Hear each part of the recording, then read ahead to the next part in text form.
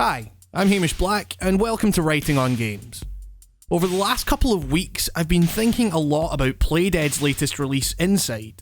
And just for disclosure's sake, review code was provided by the company itself.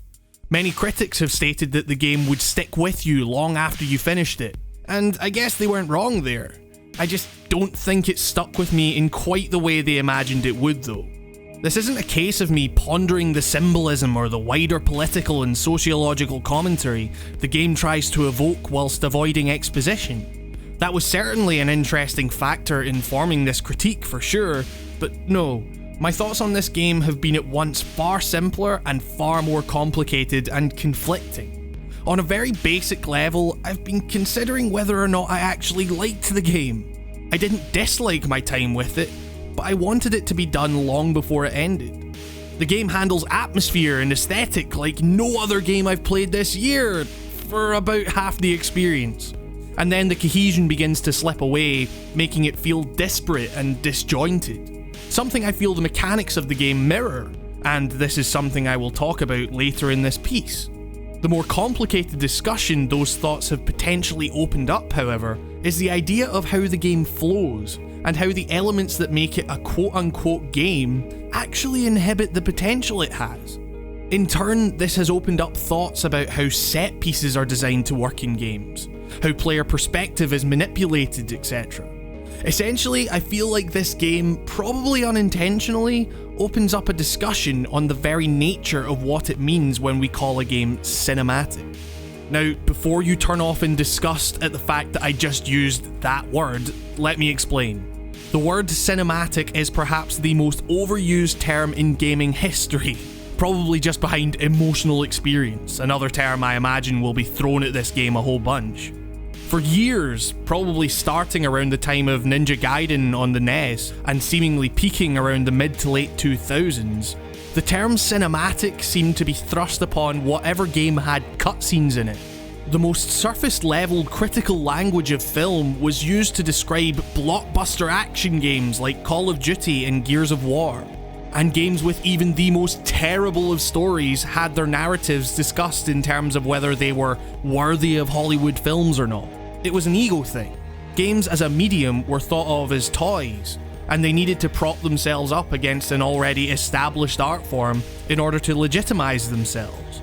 What this failed to do, however, was open up the potentially meaningful discussion about how cinematic techniques actually influence the ways in which people create games and how players interact with them. I feel like Inside is perhaps the keenest example of being unable to separate a piece of interactive media from its cinematic foundations in recent memory. The game does not rely on cutscenes, but almost everything about the game, from its framing to its pacing, take influence from cinematic techniques far more than it might seem on the surface. Some examples of this for me include the ways in which you are alerted to the correct way to go. In first-person or behind-the-back third-person games, the developers can point your attention to something in the distance by simply having your character look at it, or by highlighting it in the world. With Inside, however, due to its side-on perspective, the developers don't have that luxury. To compensate, they use the concept of lead space in a frame in order to direct your attention. This is just the simple idea that if your character is looking frame right, then they should be positioned frame left. The space in the frame that this creates focuses the viewer's gaze, giving them the expectation of that space being filled. This works in the developer's favour because the game is aggressively linear, the player doesn't control the camera, and movement is on a fixed plane. All of this means that the developers know at any given time where the player will be and will be able to frame shots accordingly. For the most part, this comes down to the way most 2D games handle lead space. The character is on the left side of the screen looking right, so the player knows instinctively to move right in order that that space can be filled. Inside takes it slightly deeper though. It's able to use camera placement and manipulation of perspective in order to manage tension. In one of the underwater submarine scenes, for instance, after descending deeper and deeper into a claustrophobic space in which the walls edge closer and closer together, the player bursts through a hole in the floor, and suddenly the camera zooms right out. The character is framed just left of centre, suggesting that the player should head right, also guided by the pipe in the background that curves down and to the right, whilst also leaving enough space on the left and pulling the camera out far enough that it highlights to the player the vast emptiness of the area. This is just one example of many of the game using cinematic camera placement not only to highlight the shift in tension from the claustrophobia of one area to the release of the next, or vice versa, but allowing the developers to manipulate the player's sense of scale whilst also subtly leading them in the right direction. Another example to consider would be one of the game's truly masterful moments, in which you are on the rooftops 1 minute, high above the dystopic regimentation of your fellow citizens in the distance, only for you to fall through the floor. Here, the camera moves ever so slightly closer to the player as the realization of what is happening sets in, and you collapse directly into the line of brain-dead zombies marching in step. Just as the game's camera moves in to heighten tension, an actual surveillance camera moves in. The focus is squarely on the character, and the player has to adapt quickly to the rhythmic puzzle that is now presented to them. Once again, it uses the camera in an incredibly interesting way to both heighten tension, but also remains thematically consistent. This is an environment in which surveillance is overbearing, and stepping out of line is punishable by death. So why not make the puzzle revolve around that? Literally staying in line whilst the game camera almost mirrors the surveillance camera or the spotlight on the player. And the sudden introduction of a rhythmic pulse in the background sound design, guiding the player whilst also representing a kind of quickened heartbeat. This is one of the few examples where the cinematic influence successfully merges with the mechanics of the game in order to remain both tense and thematically consistent, and it's genuinely incredible. It's just a shame that this kind of cohesion doesn't occur more often. You see, the problem with Inside relying so heavily on these cinematic techniques is that they more often than not clash with the more overtly video game elements of this, video game. Essentially, Inside feels like a game with a real identity crisis.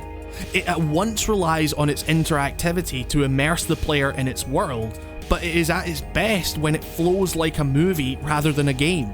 For some background, I've played through the game twice. The first time took me just over 2 hours and felt maybe an hour too long.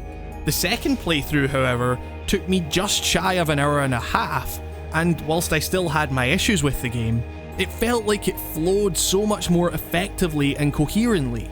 This all comes down to one crucial element. The second time I played through the game, I knew all the solutions to the puzzles.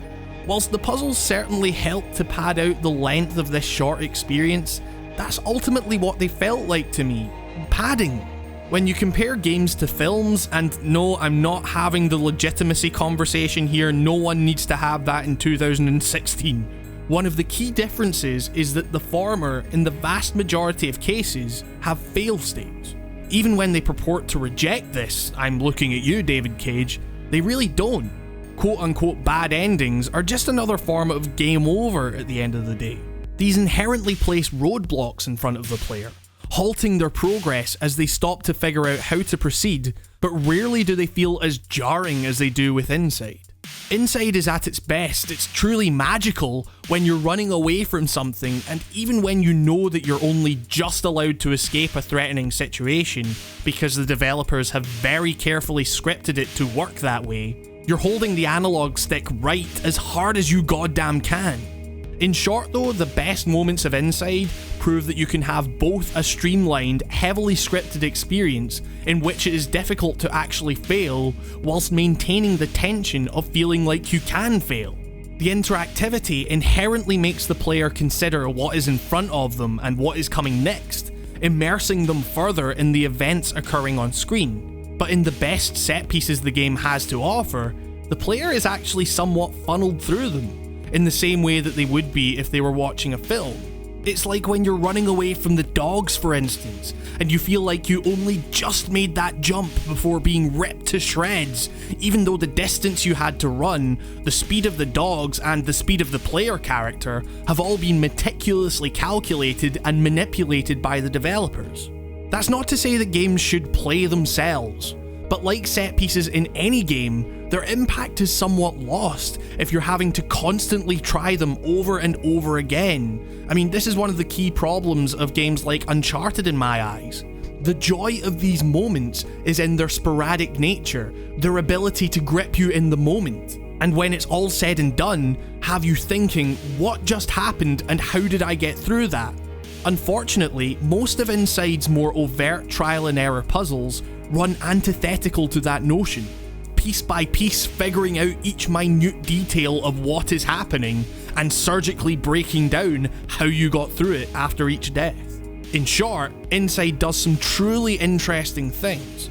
That said, I feel like the majority of what makes it compelling exists on a kind of meta level, making it a fascinating jump-off point for discussion, but not necessarily a fascinating experience in itself.